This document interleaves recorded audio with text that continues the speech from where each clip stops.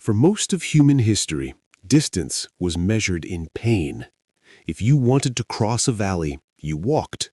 If you wanted to reach the next settlement, you walked for days. Your feet wore down. Your body aged with every mile. The world was enormous, and you were slow. Then we built something that changed everything. We built machines that could carry us. Vehicles. Not just tools, but extensions of the human body. They didn't just move us faster, they reshaped how we think about space, time, and possibility. And today, we're going to walk through 7 levels of vehicles, from the simplest human-powered contraption to machines most people don't even believe exist yet. By the time we reach level 7, you'll see vehicles that don't just transport us, they redefine what transportation even means. Let's begin. Level 1, the bicycle. A frame, 2 wheels, pedals. That's it. No engine, no fuel, just human energy converted into motion. The bicycle appeared in the 19th century, and it did something profound. It made distance affordable. Before the bicycle, if you were poor, you were trapped. Horses cost money, carriages cost money. But a bicycle? A bicycle you could own. You could ride to work, visit family in the next town, move without permission. It gave millions of people a kind of freedom they'd never had before.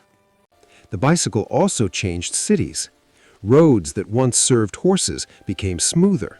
People began thinking about pavement, infrastructure, planning. The bicycle didn't just move individuals, it carried the idea that movement should be accessible to everyone. But it had a limit. You were still the engine. If you were tired, you stopped. If the road climbed uphill, you suffered. If you needed to carry cargo, you struggled. The bicycle expanded your range, but it could not escape your body's limits. And that's why we needed Level 2. Level 2 is the motorcycle. Now we add combustion. A small engine mounted beneath you. Fuel ignites. The machine comes alive. You're no longer pedaling, you're riding power. The motorcycle took the freedom of the bicycle and multiplied it. You could travel farther, go faster, cross regions in a single day. Motorcycles became essential where money was tight and roads were bad. In rural areas, developing countries, post-war cities. They were cheap to run, easy to repair. They didn't need parking lots. They gave people independence that even cars couldn't always match. You weren't enclosed, you felt the wind, you were part of the environment, not sealed off from it. But that freedom came with exposure. Rain soaked you, heat exhausted you, and you could only carry 1, maybe 2 people. No families, no protection. The motorcycle gave speed and independence, but left you vulnerable. And this is still only Level 2. Level 3 is the car. 4 wheels, a roof, doors, seats for multiple people, an engine strong enough to carry weight and distance. The car didn't just improve transportation, it rewrote society. With the car came suburbs. People no longer needed to live near work. Cities expanded outward. Highways stretched across countries. Entire industries were born around the automobile. The car made distance irrelevant for ordinary people. You could wake up in one city and sleep in another. You could move families, furniture, lives. Cars also created identity.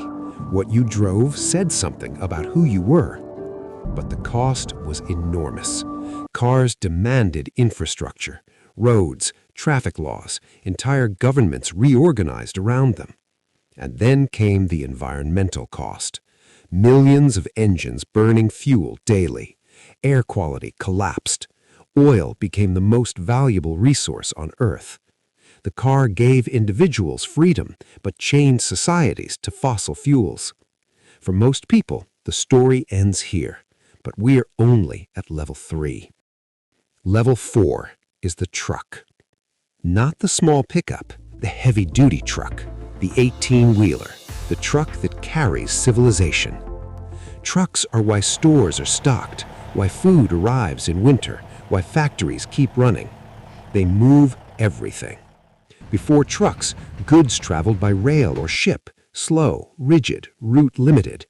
Trucks changed that. They could go anywhere roads existed, deliver directly to homes, warehouses, remote towns. They made modern globalization possible, but they also made labor invisible. You don't see the driver who delivered your package. You don't think about the route, the fuel, the hours. Trucks operate endlessly, forming the hidden skeleton of the economy. And they take a toll. They damage roads, pollute heavily, force drivers into lives spent away from family. The truck keeps the system alive, but consumes everything to do it. And even with all that power, it's still bound to the ground. This is still only level 4. Level 5 is mass transit. Level 5 is the bus and the train, shared vehicles built not for individuals, but for crowds. This level represents a different philosophy. Instead of everyone owning a vehicle, you move hundreds at once. It's efficient, affordable, space-saving. Cities like Tokyo, London, and New York function because millions move together. But mass transit has a trade-off. You lose autonomy. You don't choose the route. You don't choose the schedule. Efficiency replaces freedom. In some places, public transit becomes a symbol of limitation. Those who can drive do. Those who can't, wait. Trains, especially high-speed rail, push this level further. They shrink entire nations, make city-to-city travel routine. But rail requires land, and land is political. Every track is negotiation. Every route is conflict. Level 5 moves masses, but it cannot adapt. And for certain tasks, we needed to leave the ground entirely. Level 6 is aircraft. The airplane, the helicopter, the machines that broke gravity. For the first time, humans moved above the world. Flight collapsed global distance. Months by ship became hours by air. Cultures mixed, economies fused. But flight also transformed war. Cities could be destroyed from above. Afterward, flying became commercial. Airports appeared everywhere. Millions began living in transit. Flight created global citizens. But it came at a cost. Fuel consumption is enormous. Infrastructure is massive. Failure is catastrophic. Aircraft gave humanity wings, but fragile ones. And even here, most people stop imagining. But there is one level left. Level 7 is the frontier. Level 7 is where vehicles stop being vehicles. They become systems. Spacecraft leave the planet entirely. They don't follow roads, they follow physics. Orbital mechanics, gravity wells, they carry humans beyond Earth itself. But space vehicles are only part of Level 7. There are maglev trains that float without friction, flying vehicles that move vertically through cities, autonomous machines that think, coordinate, and decide. There are underwater vehicles exploring depths more hostile than space, and concepts that blur the line between vehicle and architecture. Floating cities, mobile habitats, machines designed not to stop. Level 7 isn't a category, it's a frontier.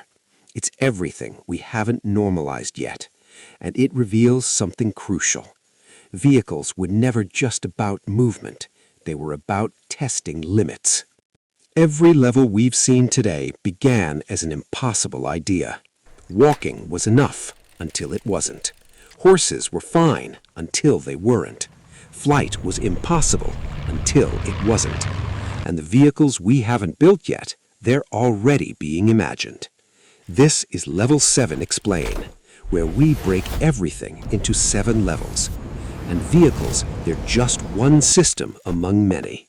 There are 7 levels to everything.